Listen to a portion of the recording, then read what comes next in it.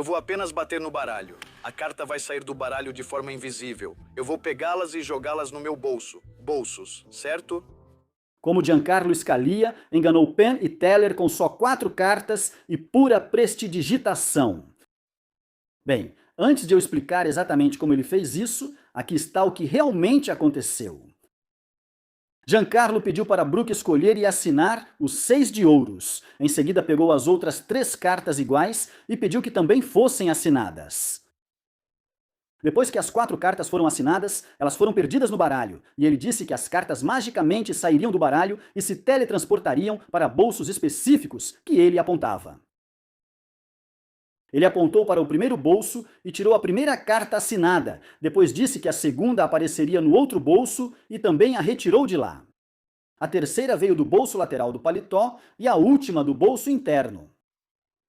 Depois, ele deu o baralho para Brooke e comentou que alguns poderiam achar que ele já havia guardado as cartas nos bolsos antes do truque. Enquanto dizia isso, ele demonstrou exatamente como isso seria, colocando abertamente 2 cartas nos bolsos externos e as outras 2 nos bolsos internos. Com um tapa, as 4 cartas voltaram instantaneamente à mão dele. Então, sugeriu outra explicação. Talvez ele e Brooke já tivessem combinado isso ou ela tivesse assinado cartas extras. Mas Brooke afirmou que isso nunca ocorreu. Logo depois disso, ele tirou uma 5ª carta assinada, seguida de uma 6ª, uma 7ª, uma 8ª, uma 9ª e continuou produzindo cada vez mais. Mas ele explicou que nada do que a plateia viu era possível, pois segurava as mesmas 4 cartas assinadas o tempo todo. Ele pediu para Brooke cortar o baralho que ela estava segurando, colocou as 4 cartas assinadas bem no centro, de forma bem limpa, e pediu para ela embaralhar tudo cuidadosamente. Após embaralhar o baralho, ele afirmou que memorizaria a ordem antes de fazer cada carta se teletransportar para o bolso certo. No primeiro gesto, ele colocou uma carta no bolso direito da calça, outra no esquerdo e as 2 seguintes nos bolsos interno e externo do paletó. Para mostrar que não fingia, exibiu as mãos vazias, colocou a mão no primeiro bolso e tirou a primeira carta assinada, depois a segunda e a terceira. Por fim, ele pediu que Brooke colocasse a mão no bolso interno do paletó e confirmou que as 4 eram as cartas assinadas por ela. Eu não suporto quando ela me toca. Mas onde exatamente? Deixa pra lá. Ultrapassamos 1000 membros no Patreon em poucos meses. Sinceramente, isso é insano. Mais de 1000 pessoas já estão tendo acesso antecipado a vídeos futuros e notícias importantes dos projetos antes de todo mundo. Então, se você ainda não entrou no meu Patreon, agora é o momento perfeito. É totalmente gratuito para participar. Se você quiser apoiar o projeto ainda mais, existem níveis opcionais de apoio a partir de apenas $1. Só um.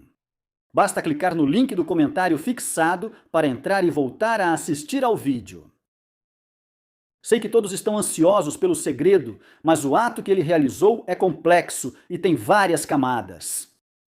Não é como se ele estivesse fazendo apenas um truque várias vezes. Sim, alguns movimentos de prestidigitação se repetem, mas cada fase traz uma reviravolta única, e durante toda a rotina, ele está sempre um passo à frente.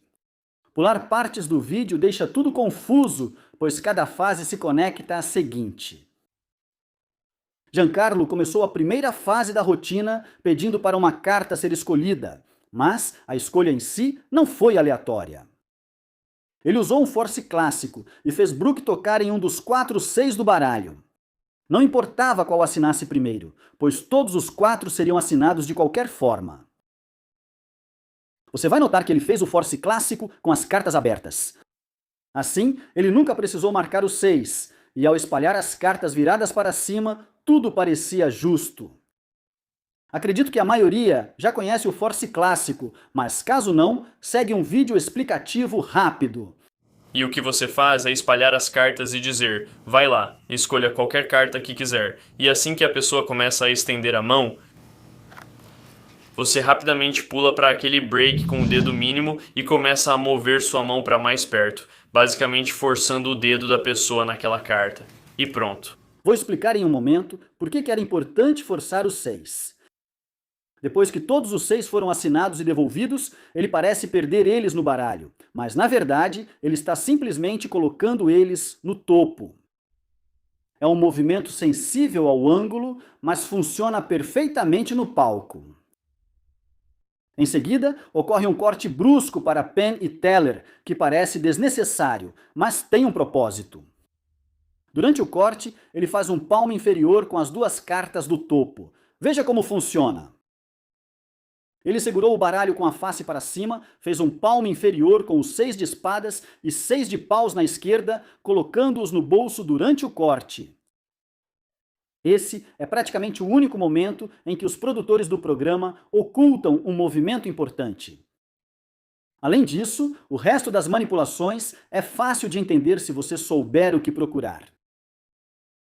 Como o 6 de copas está logo acima do 6 de ouros, percebe-se que ele é o primeiro a ser empalmado. Este é o exato momento em que ele empalma a carta do topo. E aqui está uma demonstração com ângulo revelado de como isso parece da perspectiva de Giancarlo. É a mesma carta que ele depois pega do bolso direito. Agora, só resta os 6 de ouros no topo do baralho. Então, para empalmá-lo, ele precisa fazer um top palm com uma mão, que dá para flagrar em alguns quadros, onde a carta do topo fica levemente inclinada. Para entender completamente como funciona, aqui está como o movimento se parece em um ângulo revelado.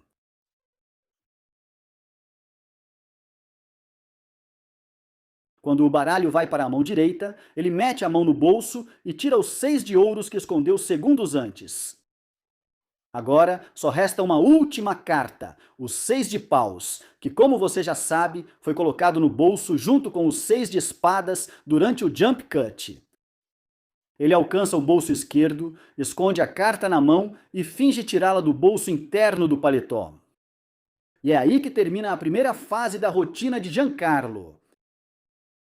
Agora, a segunda fase é bem simples.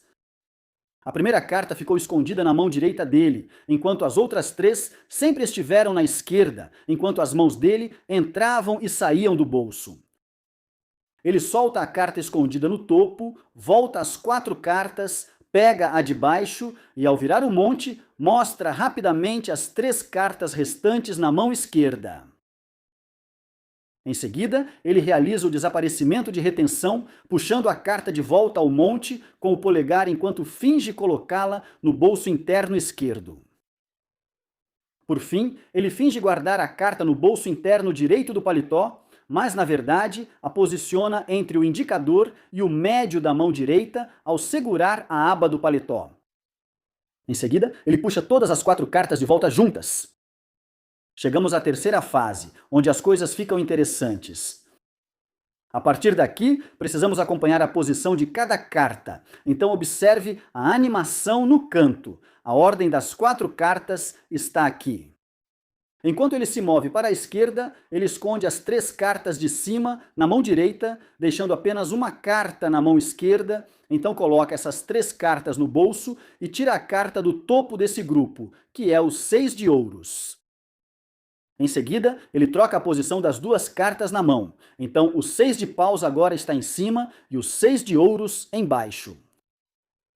Giancarlo então tira os 6 de espadas do bolso e coloca em cima do monte na mão esquerda. Depois tira os 6 de copas do bolso e imediatamente coloca de volta.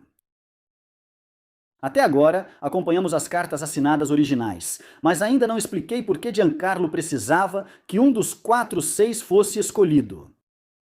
O motivo é simples, ele já esconde nos bolsos duplicatas de 3 dos 4 naipes. E essas não são apenas duplicatas comuns, elas já têm assinaturas, só não a da Brooke, porque ela não está envolvida no truque. As assinaturas são só rabiscos aleatórios de Giancarlo. Então, sempre que houver troca, mostrarei a diferença entre a assinatura original da Brooke e a duplicata falsa. Como pode ver, só 3 naipes têm duplicatas. O 6 de espadas, paus e copas. O 6 de ouros não possui duplicata, sendo o único cartão original em toda a rotina. As posições dessas duplicatas são importantes. A duplicata do 6 de copas está no bolso direito da calça dele. A duplicata de paus está no bolso externo esquerdo do paletó e a de espadas no bolso interno da aba esquerda. Esse bolso interno na aba esquerda do paletó é especialmente preparado e falarei sobre ele em breve. Como eu disse, esse truque tem muitas camadas. Agora, enquanto ele coloca os 6 de copas de volta no bolso direito, você pode vê-lo ao mesmo tempo palmar as duas cartas de baixo, que são os 6 de paus e os 6 de ouros. Ele descarta os 6 de paus original, assinado no bolso interno, e só tira os 6 de ouros. Depois, ele palma os 6 de espadas do topo do pacote e o coloca no bolso interno do paletó. Esse é o truque. O bolso interno esquerdo do paletó é, na verdade, 2 compartimentos separados. Um deles é uma passagem ligada ao bolso externo do paletó, na mesma aba. Então, quando ele coloca os 6 de espadas original ali, a carta simplesmente desliza e acaba no bolso externo do paletó. Ao mesmo tempo, ele puxa os 6 de espadas duplicado do segundo compartimento escondido dentro desse mesmo bolso. Como os compartimentos são separados por um pequeno espaço, ele faz toda a troca só pelo tato, sem olhar. Aqui está a captura de tela dos 6 de espadas, assinado por Brook e o falso duplicado. Na assinatura de Brook, as marcas não cruzam os naipes dos cantos. Já no duplicado, os rabiscos passam claramente por cima. Por isso, Giancarlo nunca mostra a carta abertamente. Ele só a mostra rapidamente antes de colocá-la no topo do monte. Agora, ele vai realizar a segunda troca. Desta vez, ele tira um 6 de copas duplicado do bolso direito, mostrando apenas para Brook e não diretamente para a câmera, antes de virá-lo imediatamente, o que torna muito mais difícil perceber a assinatura incorreta. Então, se pararmos aqui por um momento e fizermos um rápido resumo, o 6 de espadas original está agora no bolso interno esquerdo do paletó, levado pela passagem secreta, junto com uma carta duplicada. O falso 6 de paus assinado estava lá antes da apresentação, e o 6 de copas original está no bolso direito da calça dele. Depois de colocar o falso 6 de copas no monte, ele faz o empalme da carta de baixo, que é o 6 de ouros, e a coloca no bolso externo do paletó. Quando ele colocou o 6 de ouros original, retirou antes o 6 de paus duplicado e depois o mesmo 6 de ouros assinado. Isso deixa para trás apenas uma carta, o 6 de espadas original assinado. Se eu pausar o quadro e comparar lado a lado, dá para ver claramente a diferença entre as assinaturas no 6 de paus original e no duplicado. Neste momento, ele segura 3 cartas falsas e uma original. Agora ele inicia uma série de produções com empalme. Primeiro, ele empalma os 6 de espadas do topo e o faz aparecer usando a produção perfeita a partir do empalme, assim. Depois, ele empalma os 6 de espadas de novo e o tira de trás do joelho. Depois, ele empalma os 6 de ouros do fundo do monte e o faz aparecer atrás do outro joelho, ainda aparentando mostrar as 4 cartas. Se eu pausar aqui, você vai entender por que ele nunca trocou os 6 de ouros junto com as outras 3 cartas. Ela funciona como carta de cobertura para as duplicatas falsas, dificultando a verificação das assinaturas. Em seguida, ele pede que Brook corte o baralho, coloque os 4 6 no monte e depois embaralhe. Após o embaralhamento, ele realmente não liga mais para as duplicatas falsas. Neste ponto, a única carta que importa é o 6 de ouros original, porque os outros 6 originais já foram descartados com sucesso em seus respectivos bolsos durante as trocas anteriores. Após receber o baralho de volta, ele o corta. O 6 de ouros original era uma carta curta, e isso agora é importante, pois o objetivo é controlá-la para o fundo do baralho. Ele acha que cortou certo até a carta curta, mas para garantir, confere rapidamente passando as cartas com o polegar e checando o topo e o fundo do baralho.